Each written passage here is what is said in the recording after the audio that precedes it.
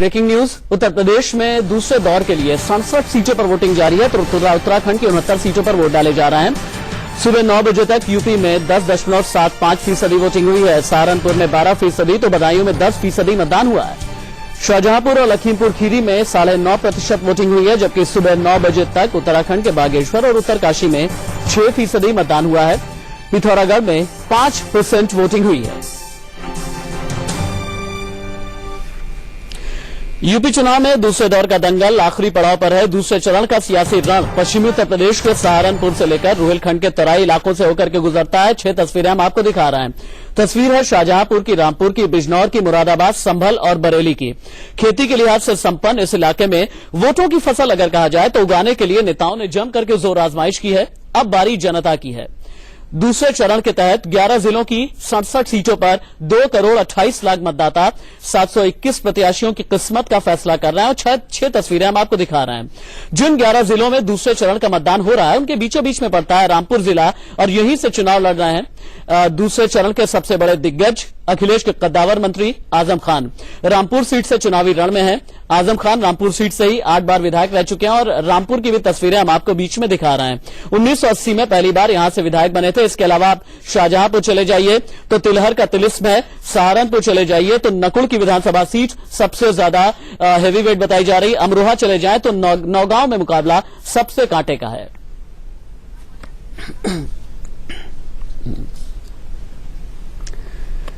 हम अपने तमाम सहयोगियों के साथ में जुड़ेंगे। हम उत्तराखंड चलेंगे, हम पश्चिमी उत्तर प्रदेश के रुहेलखंड भी चलेंगे। और उत्तराखंड का जो चुनाव है ना, जानते हैं कहा जाता है उत्तराखंड को गंगा जमुना का मायका, और गंगा जमुना के मायके में भी चुनाव हो रहा है। लेकिन यूपी की बात सबसे पहले करेंगे और मेरे 2 पैनलिस्ट मेरे साथ में मौजूद हैं, अरविंद मोहन और प्रमोद जोशी। अरविंद मोहन जी, जिन 67 सीटों पर 11 जिलों की 67 सीटों पर पश्चिमी उत्तर प्रदेश में चुनाव हो रहा है, हमें सबसे पहले तो ये बताइए कि वहां पर मुस्लिम वोट बैंक किस तरीके का प्रभाव रखता है, तब जबकि 40 सीटों पर पूरी तरह से यहां पर कहा जाता है कि मुस्लिम वोट बैंक गेम चेंजर है और 36% मुस्लिम इस फेज में बहुत ही ज्यादा मायने रखते हैं।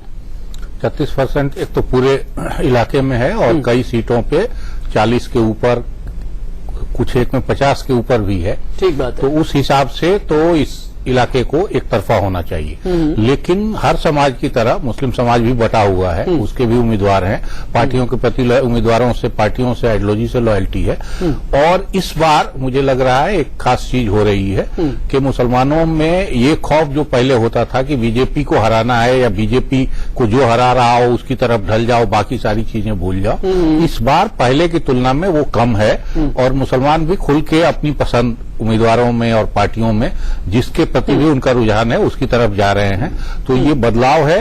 ये संभव है कि ये भ्रम हो या ये सही स्थिति हो। अगर भ्रम हुआ और इस तरह से वोट बटेंगे तो बीजेपी का परफॉर्मेंस जो पिछली दफे काफी खराब था, संभव है उससे ऊपर हो। लेकिन ये भी हो सकता है कि जमीन पे चीजें दिख रही हों कि बीजेपी कहीं फाइट में नहीं है, इसलिए फिर मुसलमान अपने हिसाब से वोट दे रहे हैं। ठीक है। तो ये आगे मैं आपसे जरूर पूछूंगा कि अगर मुस्लिम कंफ्यूज है तो किस तरीके का कंफ्यूजन है।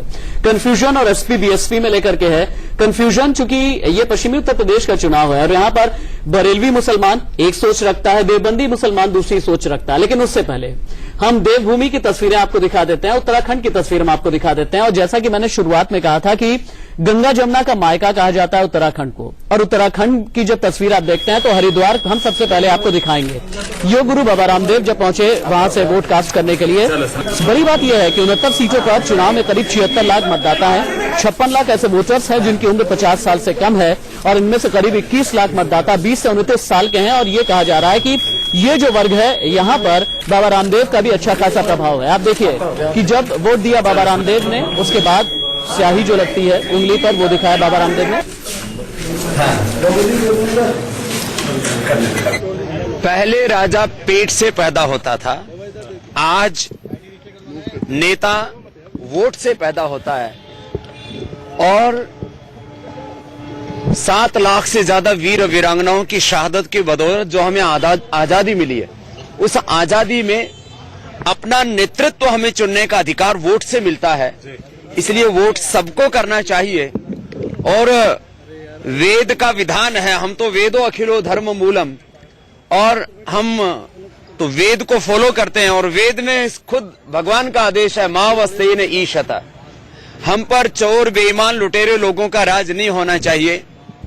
जो ईमानदार हैं, जो देशभक्त हैं, जो सच्चे दिल से देश का विकास करना चाहते हैं, उनको हमें वोट देना चाहिए। और उसी मताधिकार का हमने प्रयोग किया है। और मैं संपूर्ण उत्तराखंड वासियों से, उत्तर प्रदेश वासियों से सबसे आह्वान करूंगा कि वोट देने के लिए घर से जरूर बाहर निकलिए।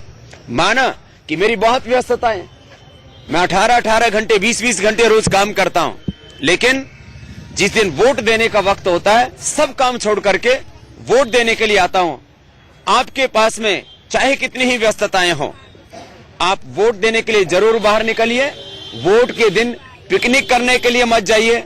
वोट के दिन ड्राइंग रूम में बैठे हुए मात्र बड़ी बड़ी बातें मत कीजिए, वो काम कीजिए जिससे कि आप अपने मर्जी का नेतृत्व चुनने का अधिकार रखते हैं। आपके लिए क्या मुद्दा मायने रखता है, क्योंकि लोगों के लिए लोकल इश्यूज है, आपके लिए क्या मायने रखता है? देखिए, मेरे लिए तो सबसे बड़ा मुद्दा है देश, और उस देश में भी जो सबके बारे में सोचता हो। देश में एग्रीकल्चरल रेगुलेशन की भी जरूरत है, देश में इंडस्ट्रियों की भी जरूरत है, देश में जो युवा हैं उनके लिए नौकरी की भी जरूरत है, और जो पिछले 100-200 सालों से वंचित रहे, शोषित रहे, उन गरीबों, पिछड़ों, शोषितों और वंचितों के लिए जो काम करने की मंशा रखता है, तो मेरे लिए तो देश सर्वोपरि है, कंट्री फर्स्ट। और देश के हित के जो मुद्दे हैं, देश के हित की जो नीतियां हैं, जिनकी नीतियां अच्छी और जिनकी नीयत अच्छी है, उनको वोट दो। 16 साल का उत्तराखंड और 16 सवाल लिए हुए हैं। बड़ी बात यह है कि बीजेपी के 25 बागी चुनावी मैदान में है और कांग्रेस के 28 बागी चुनावी मैदान में है। बीजेपी की सरकार रही तो 3 बार मुख्यमंत्री बदला, कांग्रेस की सरकार रही तो 2 बार मुख्यमंत्री बदला। हरिद्वार से बीजेपी के सांसद हैं, पूर्व मुख्यमंत्री हैं रमेश पोखरियाल निशंक। उनसे बात की है मेरे सहयोगी प्रफुल्ल श्रीवास्तव ने। इस समय रमेश पोखरियाल निशंक जो है वो मतदान करने के लिए मतदान केंद्र में पहुंचे, हमारे साथ मौजूद है। निशंक जी, ये बताइए कि मतदान करने के लिए आप लोग पहुंचे, लेकिन क्या लगता है क्या होगा इस बार? बहुत अच्छा लग रहा है, और जिस तरीके से लोगों में बहुत उत्साह है भारतीय जनता पार्टी के प्रति, लगभग लोगों ने ये तय कर दिया कि भारी बहुमत से यहाँ पर सरकार बने। लेकिन आपको लगता नहीं कि नुकसान होगा? बिना कोई चेहरे के आप उतरे हैं, आप भी मुख्यमंत्री रहे, खंडूरी जी मुख्यमंत्री रहे, तो कोश्यारी जी रहे, लेकिन कोई चेहरा नहीं दिया, नुकसान होगा आपको लगता है इसका? हाँ, कोई नुकसान नहीं होगा, क्योंकि लोग भारतीय जनता पार्टी की सरकार चाहते हैं और हर हाल में मोदी जी को चाहते हैं। तो वही कह रहा हूँ मैं, मोदी जी को आपने दाव पे लगा दिया है। दाव पे नहीं लगाया, मोदी जी तो पूरे देश और दुनिया के हो गए, देश के प्रधानमंत्री हैं। चुनाव उत्तराखंड लोग ये जरूर चाहते हैं, इसीलिए कह रहे हैं। मोदी जी ने कहा, अटल जी ने बनाए हैं, और वो मोदी जी उसको संभालेंगे, तो लोगों का दिमाग कमल के फूल पर है, और मोदी जी की सरकार पर, उनके सानिध्य में ये प्रदेश बहुत आगे जाए। क्या आपको लगता है कि जो दागी जिन पे आप ही लोग पहले आरोप लगाते रहे, और कांग्रेस कह रही है, हरीश रावत कह रहे हैं कि कूड़ा हमारा ले गए, हमारी एंटी इनकम्बेंसी थी वो ले गए, सारे दागी जो उनको छोड़कर आए थे, उसका खामियाजा भुगतना पड़ सकता है आपको लगता है? अब मुझे लगता है कि इस समय लोग कमल का फूल देख रहे हैं। हमारे साथ बीजेपी नेता हरक सिंह रावत जी हैं। हरक सिंह जी, पिछली बार आप रुद्रप्रयाग विधानसभा सीट से कांग्रेस की टिकट पर चुनाव लड़े थे, लेकिन इस बार आपने पार्टी भी बदल दी, सीट भी बदल दी, आप इस बार कोटद्वार से चुनाव लड़ रहे हैं। जीत को लेकर कितने आश्वस्त हैं आप? देखिए, मैं सिद्धवली की कृपा से 100% आश्वस्त हूं, और इसमें परिवर्तन की लहर है। कोटद्वार की जनता ने एक मन बना लिया है प्रदेश में भाजपा की सरकार को लाने का, और कोटद्वार से भारतीय जनता पार्टी को जितवाने का मन पूरी तरह यहाँ कोटद्वार की जनता में साफ दिखाई दे रहा है। हरक सिंह रावत जो कि कोटद्वार सीट से चुनावी मैदान में है, कांग्रेस के सुरेंद्र सिंह नेगी उन्हें टक्कर दे रहे हैं। बड़ी बात यह है कि इससे पहले हरक सिंह रावत ने जितनी बार भी विधानसभा चुनाव लड़ा, पहाड़ी इलाके से लड़ा, लेकिन इस बार पहली बार मैदानी इलाके से चुनाव मैदान में है और इस वजह से भी कई जगह उनका विरोध भी हो रहा है। लेकिन हमारे साथ जो पैनलिस्ट मौजूद है, एक बार रीइंट्रोड्यूस कर देना मैं चाहूंगा। आप देखिए एक्सट्रीम मेरे राइट साइड से, आप देखिए दाहिने साइड से प्रमोद जोशी वरिष्ठ पत्रकार, अरविंद मोहन और प्रदीप सिंह जी, आप तीनों ही हमारे साथ में मौजूद हैं। हम उत्तराखंड के बारे में आपसे बात करेंगे, हम कुमाऊं गढ़वाल के बारे में आपसे बात करेंगे, हम पहाड़ी इलाकों के बारे में आपसे बात करेंगे, हरीश रावत के चेहरे के बारे में आपसे बात करेंगे। लेकिन उस है जब उत्तराखंड की लड़ाई की बात आती है तो आप ये समझ लीजिए कि देवभूमि में बड़ा चेहरा कांग्रेस की तरफ से प्रोजेक्ट तो हरीश रावत का कर दिया गया, लेकिन बीजेपी की तरफ से ज्यादातर बागी प्रोजेक्ट किए गए। और बड़े चेहरे के तौर पर अगर बात की जाए तो फिर नरेंद्र मोदी का चेहरा, प्रधानमंत्री नरेंद्र मोदी के चेहरे के साथ ही चुनावी मैदान में बीजेपी है। लेकिन सांसद रमेश पोखरियाल निशंक और उनकी बेटी से बात की है मेरे सहयोगी प्रफुल्ल श्रीवास्तव ने, देखिए आप। इस समय रमेश पोखरियाल निशंक अपने पूरे परिवार के साथ मतदान करने के लिए पहुंचे हैं। उनकी बेटी आरुषि हमारे साथ मौजूद है। आरुषि, ये बताइए, आपके पिता तो खैर हम सबको पता है कहाँ है, लेकिन आपके लिए क्या है चुनाव में मुद्दे? परिवर्तन की बात है और जो है मुझे लगता है कि जनता डेफिनेटली डिसाइड करके आई है कि इस बार हमको परिवर्तन चाहिए, विकास चाहिए। और काफी ऐसे मुद्दे हैं जिन पर हम अभी काफी महीनों से, सालों से बातचीत कर रहे हैं। तो उम्मीद है इस बार जो है वो उन मुद्दों पर लोगों ने सोचा होगा और वही सोचकर वो वोट करना। आपके लिए क्या मुद्दे हैं? मेरे लिए डेफिनेटली मुद्दा है विकास का। हमारा राज्य जो है वो बहुत पिछड़ चुका है, कर्ज में डूब चुका है। तो इस समय जरूरत है ऐसी सरकार की, ऐसे व्यक्ति की जो इसको बहुत सशक्त तरीके से चला सके और चलाने के साथ साथ राज्य में जो है वो रेवेन्यू जनरेट हो, लोगों को रोजगार मिले, लड़कियों को सेफ्टी मिले। So there are many issues which need to be dealed. आपके पिता भी मुख्यमंत्री रहे, उत्तराखंड के सांसद हैं यहाँ से। आपको लगता है कि वो काम कर पाए हैं या आपको लगता है कि ऐसा कुछ होगा? डेफिनेटली। मुद्दों पे जो आपके मुद्दे हैं उनमें वो कुछ कर पाए हैं काम? मुझे लगता है कि जो सपना आज मोदी जी देख रहे हैं वो उत्तराखंड में जब पापा का समय था उस समय में देखा जा चुका है और वो शुरू हो चुका है काम, जिसमें अटल खाद्यान्न योजना का मैं नाम लेना चाहूंगी।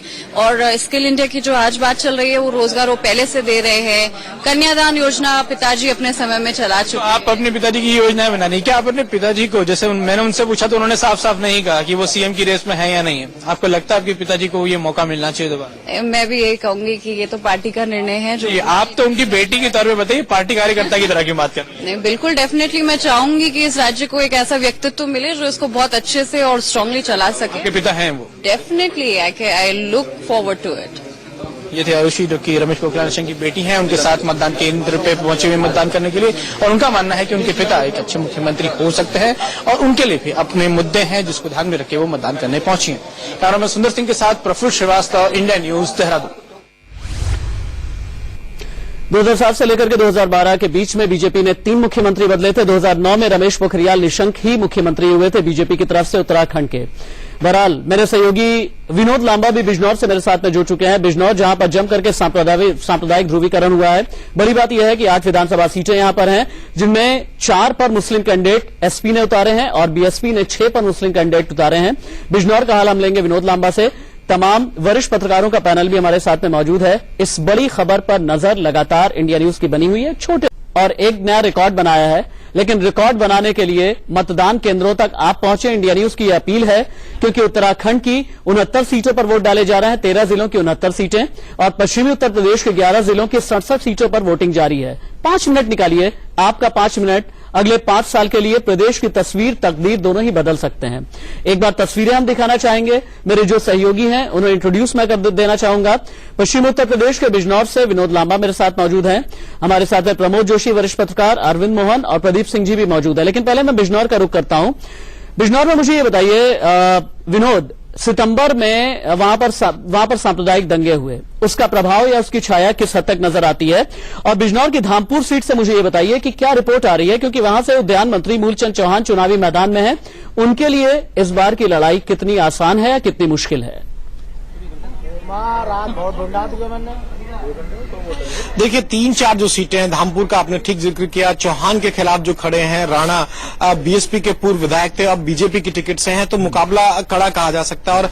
और बीएसपी की तरफ से भी एक तरह से एक फाइट दी जा रही है, त्रिकोणीय मुकाबला कह सकते हैं। और इस सीट की अगर आप बात करें तो रुचि वीरा मौजूदा विधायक हैं, और उनके मुकाबले जो दंगों का आपने जिक्र किया, वो पैदा कांड था जिसमें 3 लोग मारे गए थे, 22 लोग जेल में हैं। ऐश्वर्या चौधरी बीजेपी के युवा नेता थे, जेल में है। उनकी पत्नी को टिकट दिया है, सुची चौधरी जिनका नाम है, और इस सीट पे इसके अलावा एक और इंटरेस्टिंग पॉइंट मैं बताता हूं कि यहाँ बंगाली फैमिली रहती है और 5 गांव है पूरे। क्या दादा खूब बालो, खूब बालो। बहुत मैं वोटर देख रहा हूँ इस बूथ पे, खास तौर से 1978 में आप लोग आए थे, और उसके बाद जो 1958 में, माफ कीजिएगा, और उसके बाद 1971 में भी। एक अच्छा व्यवस्थित सा परिवार लगता है, और मिनी पश्चिम बंगाल आप लोगों ने यहाँ बना रखा है। जी हाँ, बिल्कुल मिनिमम बना रखा है। छोटा मतलब छोटा कस्बा है, लेकिन बहुत ही अच्छा। सबसे बड़ी बात यह है, आप रहिए विनोद मेरे साथ में, सबसे बड़ी बात यह है कि 83% सीटों पर जाति तय करती है कि सरकार किसकी बनेगी, क्योंकि उत्तर प्रदेश में आज भी मंडल और कमंडल दोनों ही चल रहा है। नीचे दबी जबान में यह बात कही जाती है। प्रमोद जी, मुझे ये बताइए, अभी बिजनौर की रिपोर्ट आपने देखी, हम सहारनपुर से भी रिपोर्ट दिखा रहे हैं, शाहजहांपुर की भी दिखा रहे हैं, बरेली की भी दिखा रहे हैं, मुख्तलिफ जो इलाके हैं पश्चिमी उत्तर प्रदेश के, हमने ये दिखाया। आपको क्या लगता है कि जब मतदान केंद्र पर एक मुस्लिम जा रहा है, चूंकि यहां पर मुस्लिम वोट बैंक का प्रभुत्व है, वर्चस्व है, जब मतदान केंद्रों पर मुस्लिम जा रहा है, उसके दिमाग में चल क्या रहा है एसपी और बीएसपी को लेकर के? देखिए, पहले सामान्यतः हम ये मान कर चलते हैं कि मुस्लिम के दिमाग में ये रहता है कि बीजेपी को हराया जाना चाहिए। एक हमारी जो बाहर की मीडिया की समझ है जी। पर मुस्लिम भी एक सामान्य वोटर है, उसके सामने भी रोजमर्रा की दिक्कतें हैं। मेरा ख्याल है नोटबंदी का असर उस पर भी हुआ होगा, या जो महंगाई का, या पानी का, या किसान है तो बीज न मिल पाने का, तो वो इश्यूज भी उसके सामने होंगे। अलबत्ता ये जरूर बात कही जा रही है कि अब उसे ऐसा लगता है कि बीजेपी को हराना कोई बहुत बड़ी चुनौती नहीं है, तब वो एसपी और बीएसपी के बीच अगर दोनों मुस्लिम प्रत्याशी हैं तो उसको किसी दूसरे कारण से, क्योंकि मुसलमान भी अपने जातीय विभाजन भी है, उनके भीतर भी वैचारिक विभाजन है, उनके भीतर भी अमीरी और गरीबी का फर्क है, शहरी और गांव का। तो ऐसे में मुस्लिम माइंड थोड़ा सा डिस्ट्रैक्ट जरूर हुआ होगा, ऐसा लगता है। और वोट डिवीजन का फर्क, क्योंकि ये इलाका आप देख रहे हैं सबसे ज्यादा मुसलमानों का पॉपुलेशन का इलाका है, उत्तर प्रदेश के रुहेलखंड का इलाका है, तो यहाँ पर अगर मुस्लिम वोट डिवीजन होगा तो इसको कहीं बीजेपी को भी फायदा मिल सकता है। तो प्रकारांतर से कहें कि बीजेपी का खतरा या कहिए कि एक तरीके से बीजेपी को वोट न देने की उनकी जो एक वो थी, वो रणनीति में बीजेपी को फायदा भी मिल सकता है। तो कोई इसमें आश्चर्य की 2,28,00,000 मतदाता हैं इस चरण में। बड़ी बात यह है कि जब रोहिलखंड से उत्तर प्रदेश का इलेक्शन निकलता है ना, तभी ये वेस्ट से यानी पश्चिमी उत्तर प्रदेश से फिर नॉर्थ वेस्ट की तरफ निकल जाता है। रोहिलखंड से अब होकर के गुजर जाएगा इलेक्शन। लेकिन मुझे प्रदीप जी ये समझाइएगा, मायावती ये कहती हैं कि किसी भी कीमत पर कुछ भी हो जाए, पोस्ट पोल में किसी तरह का अलायंस बीजेपी के साथ में नहीं होगा। एसपी की अपने जितने भी बयान सामने आए आपने देख ही लिया है। अमित शाह कहते हैं कि जो पहले चरण में, जो इससे पहले वाला चरण गुजरा है, उसमें हमारी लड़ाई जो है एसपी से नहीं बीएसपी से थी। क्या ये माना जाए कि एसपी बीएसपी को मुस्लिम वोट बैंक बिखरने का डर सता रहा है, और साथ ही बीजेपी ये चाहती है कि मुस्लिम वोट बैंक बिखरे और इसका फायदा खुद कमा लिया जाए? नहीं, आपकी दोनों बातें सही हैं कि एसपी बीएसपी को निश्चित रूप से ये डर है कि उनका मुस्लिम वोट बैंक बिखरने न पाए। खास तौर से बीएसपी को ज्यादा है, क्योंकि इस बार मायावती ने सारा दांव जो है वो दलित मुस्लिम अपने एजेंडे पर जो है उस पर सारा दांव खेला है। तो उनकी जीत का मार्ग मुस्लिम वोट ही प्रशस्त कर सकता है। अगर मुस्लिम वोट जिस बड़ी संख्या में वो चाहती है नहीं आता है, तो बीएसपी के जीतने के चांसेस बहुत कम है। दूसरी बात, पहले चरण में जो है, चूंकि यादव मतदाता उस पहले चरण में लगभग न के बराबर हैं, जाटव आधार या कहें दलित जो है वो बड़ी संख्या में उस इलाके में थे, तो मुस्लिम दलित वहां एक विनिंग कॉम्बिनेशन बनाते हैं। तो इसलिए जो है मुस्लिम वोट बटे वहां और बीएसपी को ज्यादा मिले। और हर बार की जब भी बीजेपी कहीं भी कंटेंशन में होती है, सत्ता की दौड़ में दिखाई देती है, वहां मुस्लिम वोट बढ़ता है तो उसको फायदा होता है, क्योंकि उसमें से कोई उसके पास नहीं आने वाला है। दूसरी बात, रोहिलखंड में केवल मुस्लिम वोट ही नहीं, यादव मतदाता भी बड़े प्रभावशाली हैं इस इलाके में। तो जो समाजवादी पार्टी का ओबीसी में कुर्मी भी यहाँ पर प्रभावशाली है, निश्चित रूप से। तो यादव मुस्लिम जो कॉम्बिनेशन है समाजवादी पार्टी का, यही टेस्ट होना है। समाजवादी पार्टी सत्ता में आ रही है या नहीं आ रही है, ये इस फेज से तय हो जाएगा। अगर यहां उसका ये कॉम्बिनेशन इंटैक्ट रहता है, बना रहता है, तो जैसा 2012 में उनको कामयाबी मिली थी उस तरह की कामयाबी मिल सकती है। लेकिन अगर ऐसा नहीं होता है, जिसकी संभावना अभी लग रही है कि हो सकता है, लेकिन शाम तक पता चलेगा अंदाजा। हाँ, लेकिन एक बात है कि पिछले आप 2012 की बात करें, 7 की बात करें, 2002 की बात करें। सर मैं एक छोटा आपकी ही इजाजत से एक छोटा सा ब्रेक ले लेता हूं, अपनी बात आप ब्रेक के बाद